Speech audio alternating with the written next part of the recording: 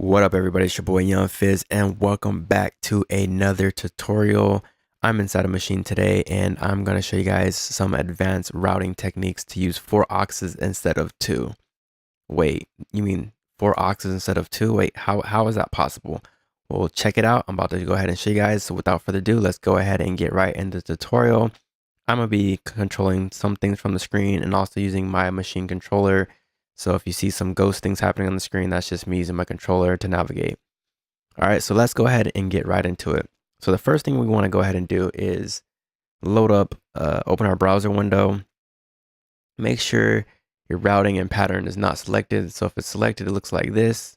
If it's unselected, it looks like that. And we're just going to go ahead and click this 808 kit just to load up the little patch here. And that's basically going to allow us to open a fresh screen without opening the routing and the patterns. So we're done with the browser window. So we're going to go ahead and exit out of that. And I'm going to go ahead and set my tempo to 102. And we're just going to make a 2-bar loop. So I'm going to hit pattern on my Maschine Studio here. And we want to basically do a 2-bar pattern. And let's go ahead and drop something into record here and lay something down.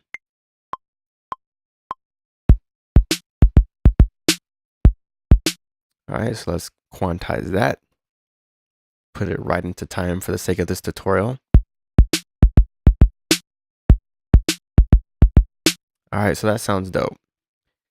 All right, so the first thing that I want to go ahead and do with this here is name it. So we're going to call this the verse just because. And then we're going to call this the drum just to keep everything nice and neat. All right, so that looks dope. It sounds good so far. Simple little pattern. All right. The next thing I want to go ahead and do is change my ideas view to song view mode here. And I'm on the Mac, so I'm gonna go ahead and hold down Option, and we're gonna make a copy. We're gonna go ahead and name this copy. All right, are you guys following me? Stay with me. Stay with me. This is where it gets cool, but it's confusing at the same time. All right, so the goal is to basically get this snare drum to have 4 outputs. So that means 4 copies of this snare drum. That's the goal. All right, so basically I have group A, my drums, group B, and then I'm gonna create a group C, and I'm gonna call this effects. FX is good. All right, so what effects do I want? So let's go ahead and jump into the plugin tab here on the group C, sound 1, and let's see what kind of effects we can add. So I want to make it obvious. So the first thing I want to go ahead and add is going to be, let's say, a chorus effect. All right, that's cool. We're just going to cut this down, turn this over, maybe 100%, maybe do this like 75 here just for giggles. We're going to go to sound 2. We're going to add something obvious. Let's add a reverb. All right. That's pretty good. We're going to make this all the way wet. And then let's add a delay. I'm going to go to beat delay. Make that all the way wet. And sound number 4. I have no idea. Let's add a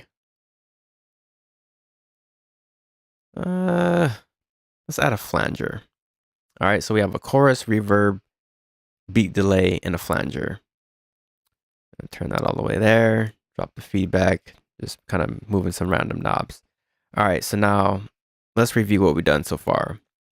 We've created a beat. We have our three groups. Because remember, Maschine has unlimited groups now. So I can go A, B, C, D, E, F, G, H, I, J, K, L, M, N, O, P. You know what I'm saying? The whole alphabet, basically. And have, all kinds of stuff here. All right. And I've also, I have A, B, C. Now this is where it gets kind of confusing, so follow me here. We want to click on the copy and go down to group. And then we're going to hit tab to switch to our mixing window. Now I'm just going to bring the group B, which is our copy. I'm going to bring the level all the way down. All right. Cool. So let's go back to group A. And we're going to go ahead and load our beat here. So we're going to create my scene. We're going to call that verse. And so now you see the drums. And then we have our copy. All right. Now, the reason why I had you pull the drum group all the way down, because if you pull it up, it's just going to make it louder. That's not what we want. We don't want to be able to hear anything coming from this. We just want a copy, which in essence is a bus that's going to appear on our effect. All right. So we're working with our snare drum. So let's go back to our sound tab and let's go to our channel. Make sure you're selected to output here. And then you have audio, aux, and MIDI. Obviously, we're dealing with aux. So sound 1, you said chorus, right? Let's add our chorus on there. Let's pull our level up.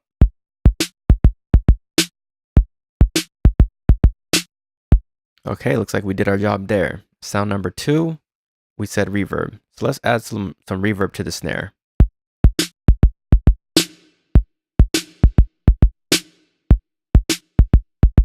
All right, so we did a good job there. Check. Okay, stay with me here. This is where it becomes cool. Now we're dealing with the copy now. So we're going to select copy. That's highlighted, it's in focus. And we're still dealing with the snare drum. Make sure you're still on sound. Make sure you have aux here. Selected. And then this is where it gets kind of confusing. So you have two options. When it says order, you have post and you have pre. So for post, you want to make sure pre is checked here. Why do we want to make sure that pre is checked? Is because the order. Think of it as order of operations. In audio, you have it's the way the signal is flowing. So say for example, if you're doing a headphone mix, you want to have the headphones in pre. So that means if I'm in the studio and I pull down the fader on my in the control room, by having pre-selected, that's going to allow the person hearing the audio in the isolation booth, they're going to still be able to hear what they're listening to without affecting. Post is after, it's post fader. So you have pre-fader and you have post fader. And so that's what pre is doing. So pre is basically a copy. All right. So now this is called aux 1 on our copy. But in reality, it's going to be aux 3. And that's going to be our beat delay. So we're going to load up beat delay.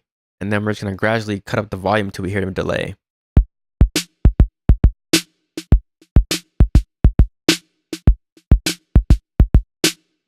All right, so we did our job there. And then finally, on aux number 4, it says aux 2, but in actuality, it's aux number 4 because remember, we're dealing with, you're right, the copy. You follow me? And then we're going to go ahead and cut this up here.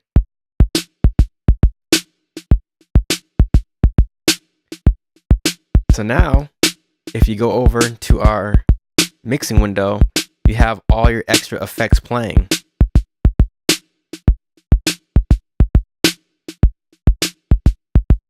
And that's how you have 4 auxes instead of 2. I just wanted to show you guys the basics of some of the advanced routing techniques inside of Maschine. It's your boy Young Fizz, aka Mr. Dope Status, and I hope you guys found this tutorial helpful. Make sure you guys like this video, comment, subscribe. We'll see you next time. Thank you for watching.